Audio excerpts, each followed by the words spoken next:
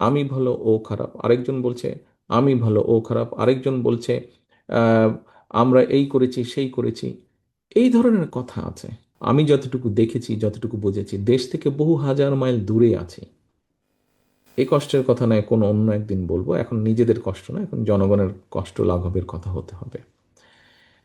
হাজার মাইল দূরে আছি, কিন্তু তারপরেও আমার কাছে যেটা মনে হয়েছে, আমার কাছে মনে হয়েছে রাজনীতিবিদ বলেন, রাজনৈতিক সচেতন মানুষ বলেন, রাজনৈতিক বিশ্লেষক বলেন, সবাই ঘুরে ফিরে ওই একই জায়গার মধ্যে কিভাবে সমস্যার সমাধানগুলো হবে, কি কি বিষয় আমরা কি কি কাজ করব, এই দিক নির্দেশনা গাইডেন্স কারণে একমাত্র বিএনপি ছাড়া। বিসমিল্লাহির রহমানির রহিম। আজকের দেশ গড়ার পরিকল্পনা, এই অনুষ্ঠানের সম্মানিত সভাপতি জনাব রিজভী আহমেদ, মঞ্চে উপস্থিত বাংলাদেশ জাতীয়তাবাদী দলের জয়েন্ট সেক্রেটারি জনাব সোহেল, সম্মানিত আলোচকবৃন্দ, এবং আমার সামনে উপস্থিত চট্টগ্রাম, রংপুর, কুমিল্লা, রাজশাহী, ফরিদপুর বিভাগ থেকে আগত এই সকল স্থানের জেলা, পৌরসভা, থানা, উপজেলা পর্যায়ের উপস্থিত সকল বিএনপির নেতৃবৃন্দ, আসসালামু আলাইকুম। নেতৃবৃন্দ, আহ, আজকে সারাদিন আপনাদের সামনে কতগুলো বিষয় উপস্থাপন করা হয়েছে, 8টি বিষয় উপস্থাপন করা হয়েছে। এই যেই বিষয়গুলো কম বেশি আমাদের প্রায় 2.5 বছর আগে আমরা যে 31 দফা আপনাদের সামনে উপস্থাপন করেছিলাম, আপনারা সেই 31 দফার কথাগুলো জনগণের দোরগোড়ায় নিয়ে গিয়েছিলেন। সেই 31 দফার ভেতর থেকে 31 দফার মধ্যে অনেকগুলো বিষয় ছিল, সাংবিধানিক বিষয় ছিল, আইন সংক্রান্ত বিষয় ছিল, এর বাইরেও মানুষের অধিকারের বিষয় ছিল, এর বাইরেও মানুষের বিভিন্ন বিষয় ছিল যেগুলোতে নারীর স্বাধীনতা, নারীর মর্যাদা বৃদ্ধি, নিরাপত্তা বৃদ্ধি, যুবকদের, তরুণ সমাজের কর্মসংস্থানের কথা, ভবিষ্যৎ প্রজন্মের শিক্ষার ব্যবস্থা, শিক্ষার ভিতরে শিক্ষকদের বিভিন্ন প্রকার, প্রাইমারি হোক সেকেন্ডারি হোক, বিভিন্ন শিক্ষকদের কথা, কিভাবে তাদেরকে একটু বেটার করা যায়, চিকিৎসা সুবিধার বা চিকিৎসার ব্যবস্থা দেশের মানুষের জন্য, কৃষকদের কথা, এরকম গুরুত্বপূর্ণ বিষয়গুলো আছে। আমরা যে কাজটি করেছি,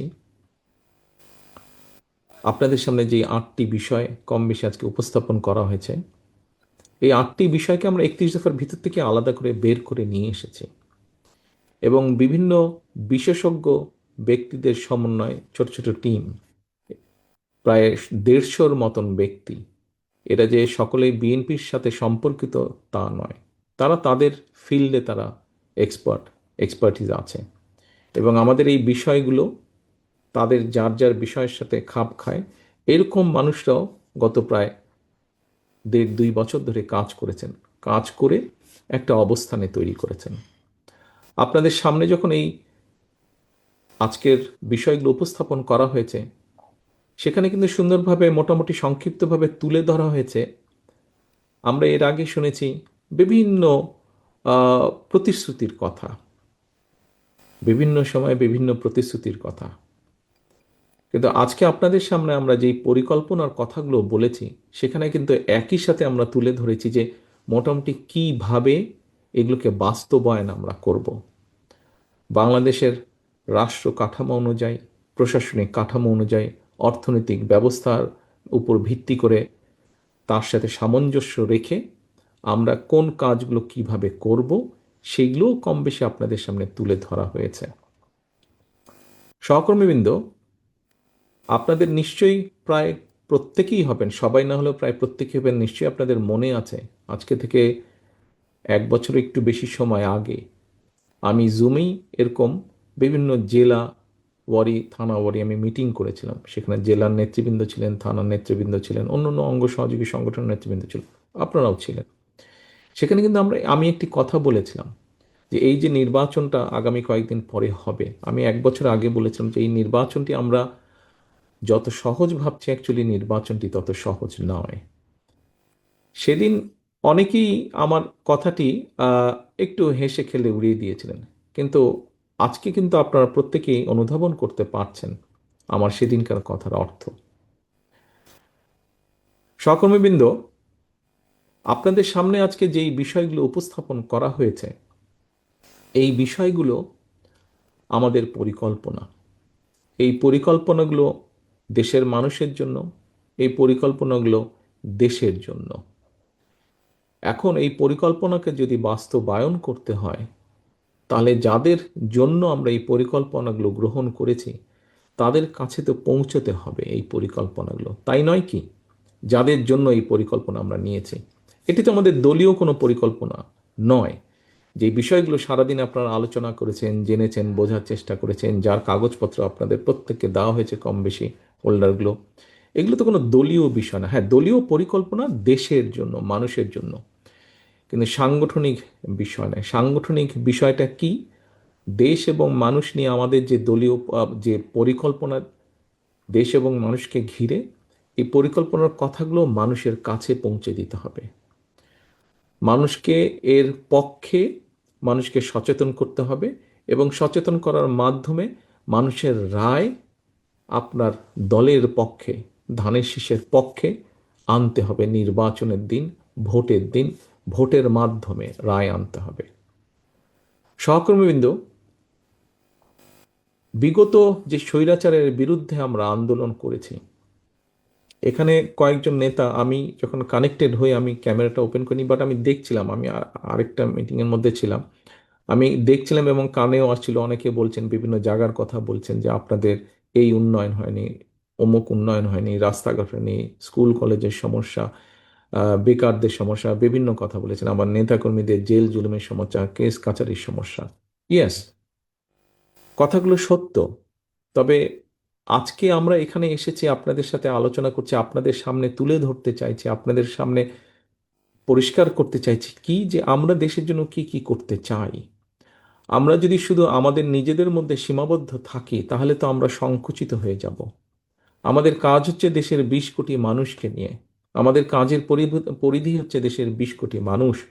আমাদেরকে সেই জন্যই আমাদের বহু নেতাকর্মী গুম হয়েছে, খুন হয়েছে। দেখুন, আমি যদি কিছু মনে করবেন না, আমি উদাহরণটা দিচ্ছি বোঝানোর জন্য। আমি কিন্তু আপনাদের সামনে আমি আজকে বলতে পারতাম যে আমার মা, আমাদের সকলের নেত্রী দেশনেত্রী খালেদা জিয়ার শারীরিক কী অবস্থা, বা এটা বলে আমি আমার নিজের কষ্টের কথাই বলতে পারতাম আপনাদের কাছে। আমি কিন্তু সেটা আপনাদের সামনে তুলে ধরছি না। আপনাকে একটা জিনিস বুঝতে হবে, আপনি বলতে প্রত্যেককে আমি আপনাদেরকে বোঝাচ্ছি, আমরা রাজনীতি করছি দেশের জন্য, দেশের মানুষের জন্য। আমরা যদি সারাক্ষণ আমাদের নিজের কষ্টের কথা বলতে পারি, তো জনগণ কার কাছে যাবে? জনগণ কার কাছে গিয়ে তার কষ্টের কথা বলবে? জনগণ তো আপনার কাছেই যাবে তাদের কষ্টের কথা বলতে, তাদের দুর্দশার কথা বলতে। কাজে নেতৃবৃন্দ, আমাদেরকে এখন ওরকম একটি জায়গায় আসতে হবে। আমাদেরকে জনগণের প্রতিনিধিত্ব করতে হবে। জনগণ যাতে আস্থা রাখতে পারে আমাদের উপরে, আমাদেরকে সেভাবে নিজেদেরকে গড়ে তুলতে হবে। গতকাল আমি একটি কথা বলেছিলাম, এই কর্মসূচিটি আজকে যা হয়েছে, এই কর্মসূচিটি আজকে পঞ্চম দিন। গত 4 দিন ধরে চলেছে, আজকে পঞ্চম দিন। গতকালকে একটি কথা আমি বলেছিলাম, এই কথাটি আমি আমার অনুভূতি থেকে বলেছিলাম। সহকর্মীবৃন্দ, হ্যাঁ, রাজনীতিতে বিভিন্ন রকমের তর্ক বিতর্ক, ডিবেট থাকবেই। তর্ক বিতর্ক, ডিবেট থাকবেই।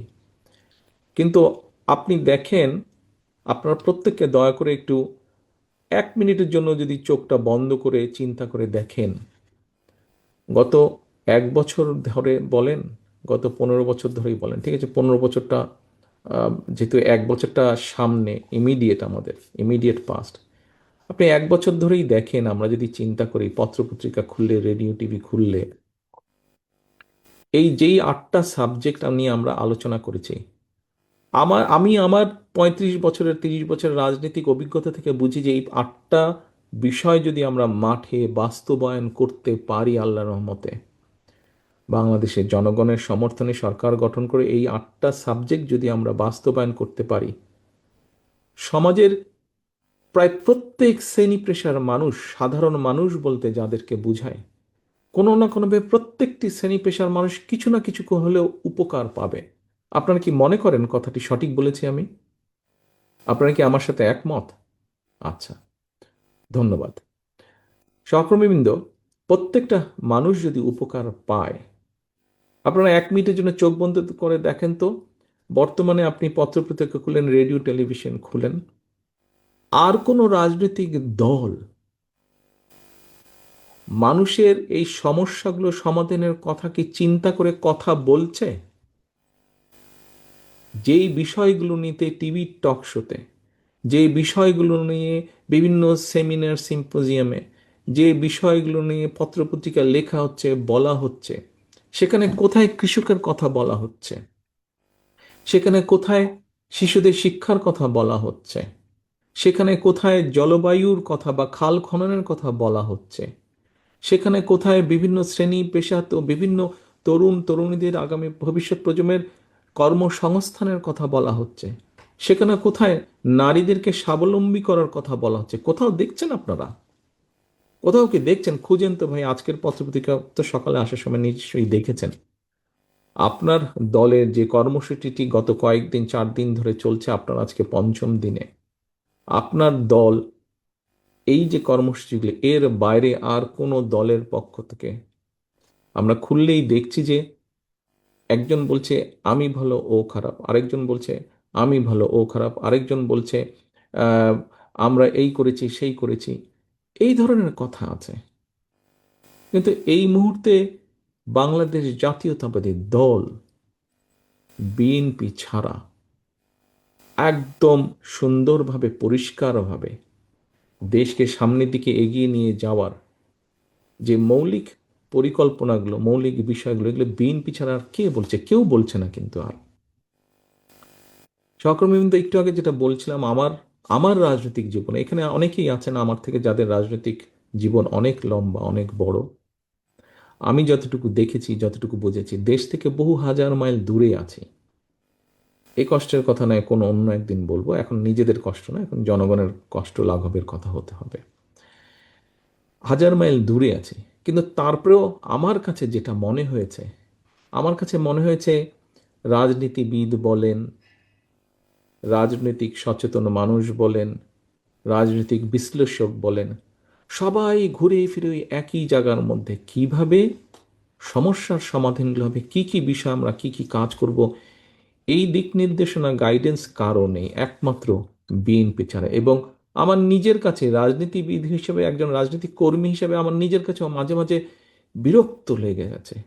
একই জিনিস কত, একই জিনিস কত, একই জিনিস কত। ভাই, মানুষের জন্য কি করব আমরা, সেটা তো দিতে হবে। পলিসি নিয়ে, পলিসি নিয়ে আপনাদেরকে একটি কথা বলি। আমি 111-এর সরকারের পরে যখন আমাকে ধরে নিয়ে শারীরিক অত্যাচার করলে, স্বাভাবিক চিকিৎসার কারণে এই দেশে আসলাম 2008 সালে। 2010 সালে এই দেশে নির্বাচন হলো। আমি আসার পরে পরই এই দেশের জাতীয় একটি নির্বাচন আমি পেয়েছিলাম। তো টিভিতে বসে আমি নির্বাচনের বিভিন্ন নেতৃবৃন্দের কথা দেখছিলাম। তো দুটি তখন বড় দল, সেই সময় অনেক দিন, এখন যারা সরকারে আছে লেবার পার্টি, তারা তার আগে অনেক দিন ক্ষমতায় ছিল। ওই 2010 সালের নির্বাচনে কনজারভেটিভ, এখন যারা মেইন অপোজিশন, তারা তখন ক্ষমতায় আসলো। তো তখন তারা কথা হচ্ছে কে কি বলবে, এরকম একটি অনুষ্ঠান, যেই অনুষ্ঠানে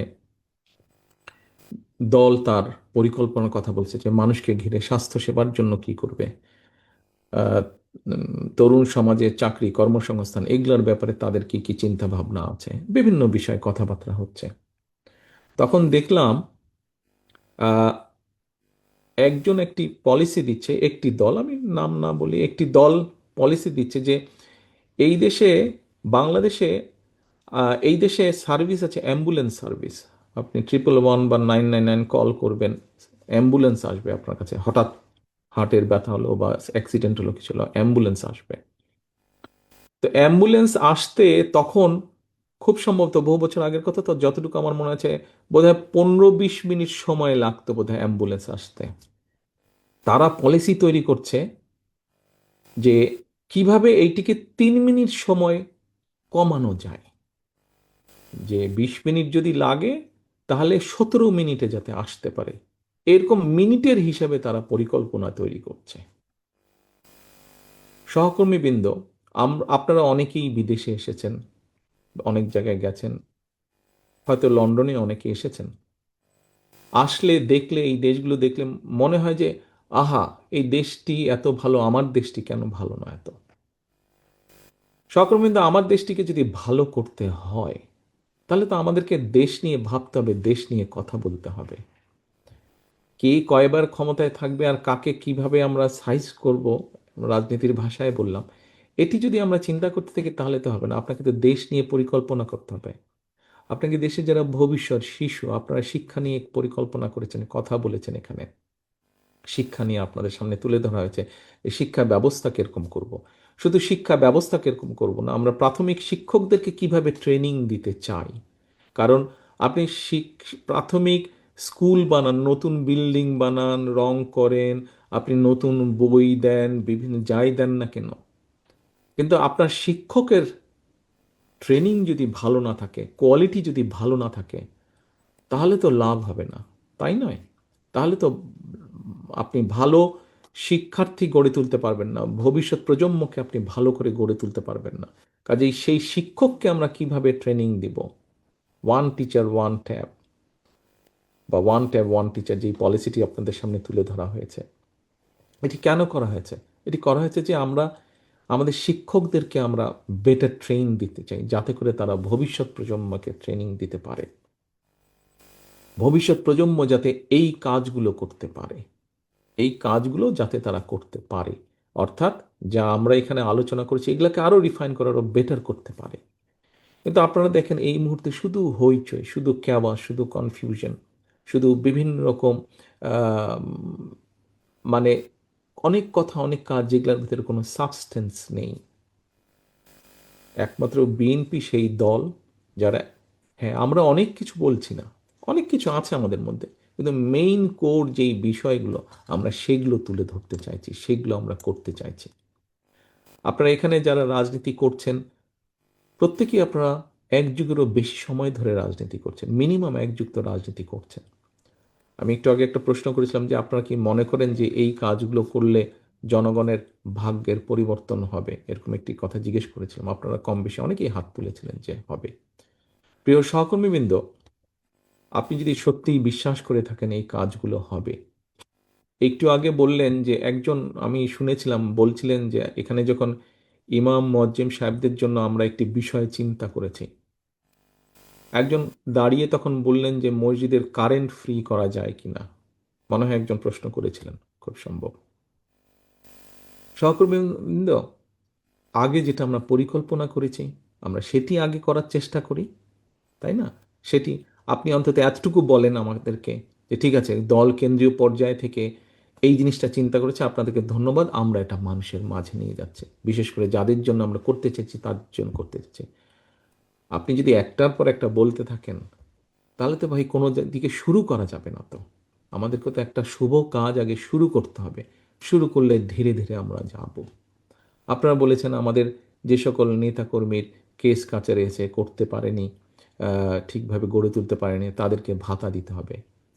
আপনি রাষ্ট্রীয় তহবিল থেকে নির্দিষ্ট একটি দলের কর্মীদেরকে কি করে ভাতা দিবেন? এটা কোন আইনে আপনি এটাকে জায়েজ করবেন? তাহলে একটু আগে একজন এখানে বলেছেন যে কোনো কিছু কিছু ব্যক্তি প্রতিষ্ঠান, প্রাইভেট প্রতিষ্ঠানে বিশেষ একটি দলের লোক কাজ করে, সেটা যাতে পরিবর্তন হয়, তাতে কন্ট্রাডিক হচ্ছে ভাই। আমরা কি বলছি না বলছি আমাদেরকে বিবেচনা করতে হবে, তো বাস্তবসম্মত বিষয় চিন্তা করতে হবে।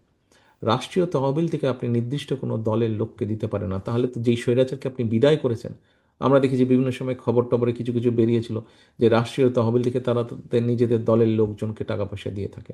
তাহলে তাদের আর আমাদের মধ্যে পার্থক্য হলো কি? অবশ্যই তো তাদের থেকে আমাদের পার্থক্য থাকতে হবে, মানুষ তো সেটাই প্রত্যাশা করে আমাদের কাছে। কাজী সহকর্মীবৃন্দ, হ্যাঁ সত্য, আমাদের ছাত্রদলের বহু নেতাকর্মী যে সময় বিসিএস পরীক্ষা দিতে পারতো, ভালো রেজাল্ট করতে পারতো, চাকরি বাকরি করতে পারতো, সেই সময় তারা সেটা করেনি, সেটা ত্যাগ করে তারা বরঞ্চ মানুষের অধিকার প্রতিষ্ঠার জন্য সংগ্রাম করেছে। বয়স পেরিয়ে গেছে তাদের, এখন চাকরি বাকরির সুবিধা নেই, হয়তো ব্যবসা বাণিজ্য করতে পারবে না। সেই জন্য কিন্তু আপনারা দেখেছেন এই যে এরকম একটা যে কাগজ আপনাদের কাছে দেওয়া হয়েছে, আপনারা ওই কাগজটার মধ্যে দেখেন বিভিন্ন রকম কর্মসংস্থানের ব্যবস্থার কথা আমরা বলেছি, বিভিন্ন রকম ভোকেশনাল বলেন, টেকনোলজিক্যাল ট্রেনিং এর কথা আমরা আপনাদের সামনে বলেছি। ভাই দেখতে হবে তো, 8টা ঘন্টা বসে আছেন, একবারও কতজন এই ফোল্ডারটা উল্টে দেখেছেন ভাই? কতজন ফোল্ডারটা উল্টে দেখেছেন? আগে তো দেখতে হবে। আপনাকে একটা জিনিস দিয়ে দিলাম, ওটার মধ্যে যদি এমন কিছু জিনিস দিয়ে দিতাম যেটা আপনার ক্ষতিকারক হতো, তাহলে তো এতক্ষণে লাফালাফি শুরু হয়ে যেত। কিন্তু ওটার মধ্যে এমন জিনিস দেওয়া আছে যেটা আপনার জন্য উপকার। আপনি যেহেতু রাজনীতি করেন, এটা তো একটা রাজনৈতিক ঔষধ। এই অর্থে রাজনৈতিক ঔষধ যে আপনি যখন এই কথাগুলো জনগণকে বলবেন, জনগণ তখন আপনাকে সমর্থন দেবে, আপনার দলকে সমর্থন দেবে। তাহলে কি সেই অর্থে রাজনৈতিক ভিটামিন বা রাজনৈতিক ঔষধ হলো না? তাহলে প্রিয় সহকর্মীবৃন্দ, আমাদেরকে এই কথাগুলো বুঝতে হবে।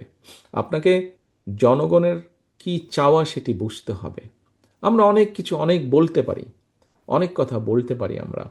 খেয়াল করে দেখবেন শহীদ রাষ্ট্রপতি জিয়াউর রহমান, এখানে অনেকেই বোধহয় আছেন যারা শহীদ রাষ্ট্রপতি জিয়াউর রহমানের সময় রাজনীতি করেছেন, ওনার সাথে দেখেছেন, ওনার সাথে কথা বলার সুযোগ হয়েছে। শহীদ রাষ্ট্রপতি জিয়াউর রহমান কিন্তু উনি নিজের যেই পরিকল্পনায় সেই পরিকল্পনার কথা বলতেন। কে কি করলো সেটাতে কিছু যায় আসে না। হ্যাঁ, যায় আসে, নজর রাখবেন, কিন্তু নিজেদের প্ল্যানিংয়ের কথা বলতে হবে। তো এখন সহকর্মীবৃন্দ, আজকের এই অনুষ্ঠান প্রায় শেষ পর্যায়ে।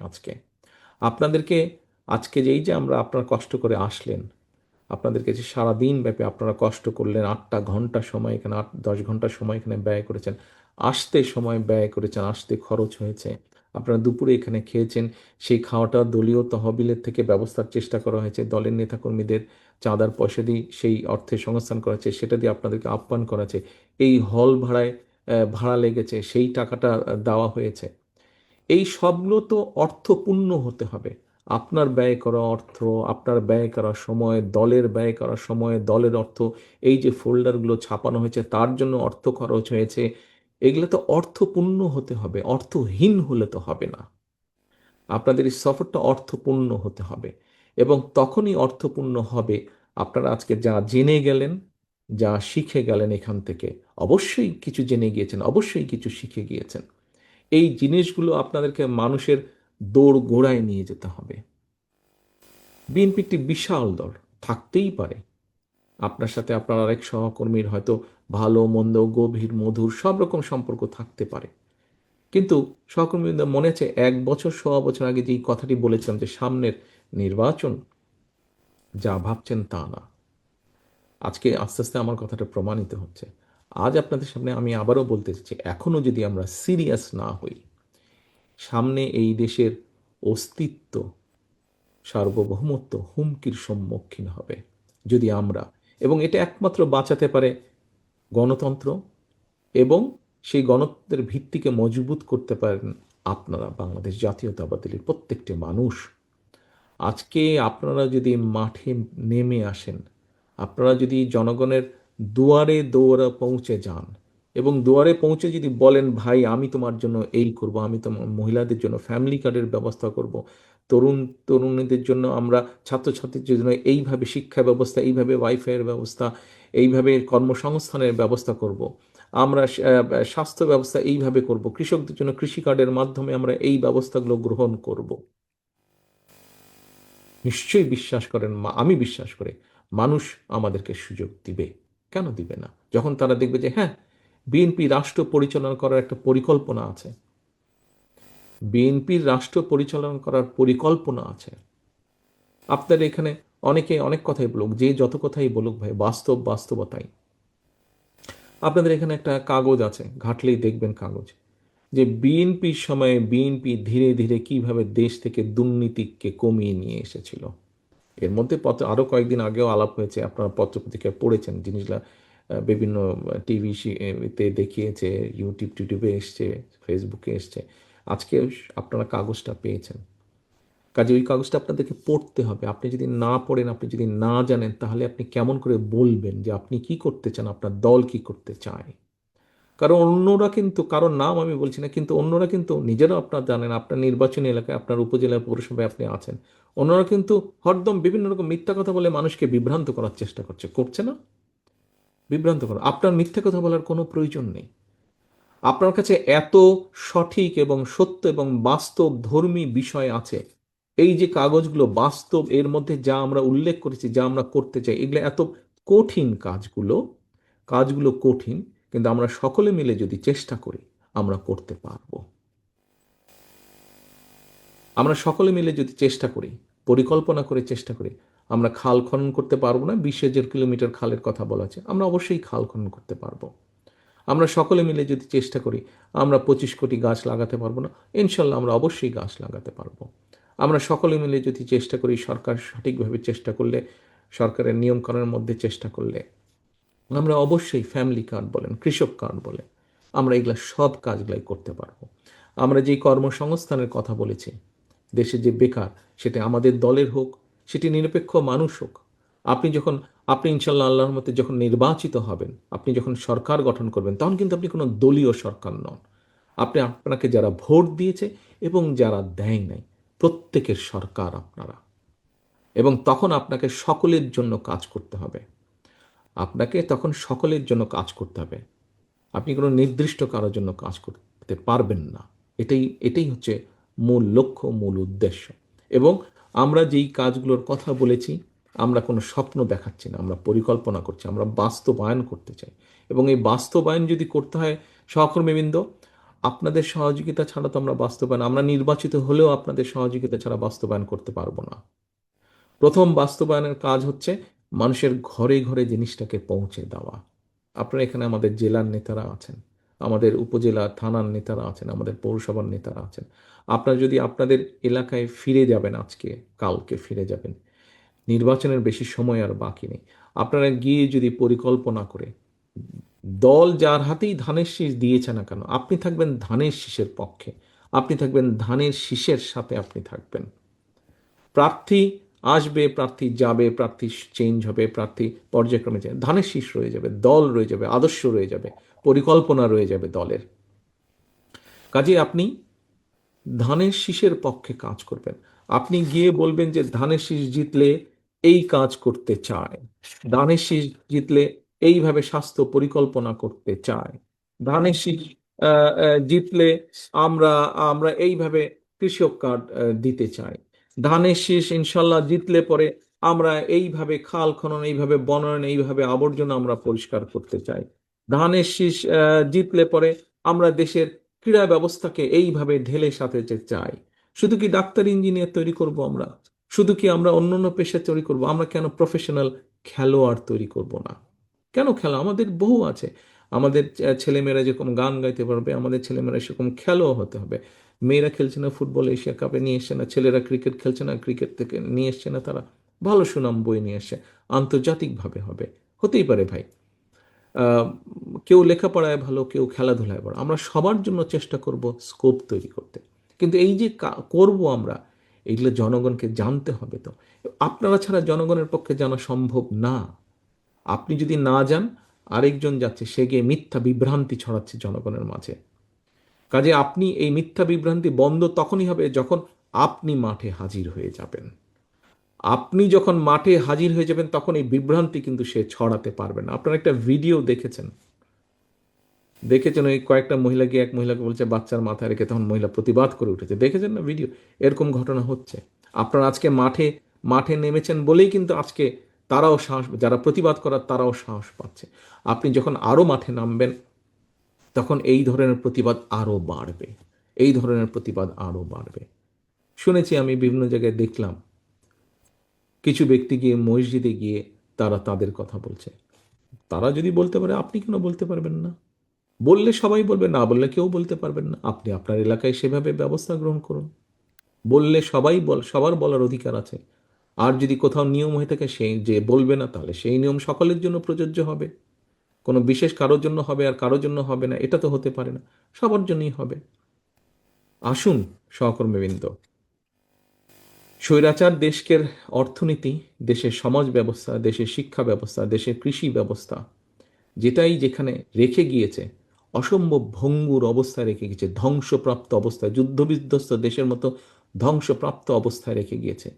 এই দেশকে যদি গড়তে হয়, একটি যুদ্ধবিধ্বস্ত দেশকে করার জন্য যেভাবে কষ্ট করতে হয় অসম্ভব, সামনের দিনে কিন্তু সেভাবেই আমাদেরকে কষ্ট করতে হবে, সেভাবেই আমাদেরকে কষ্ট করতে হবে। কাজে আজকে থেকে আমাদের প্রস্তুতি নিতে হবে।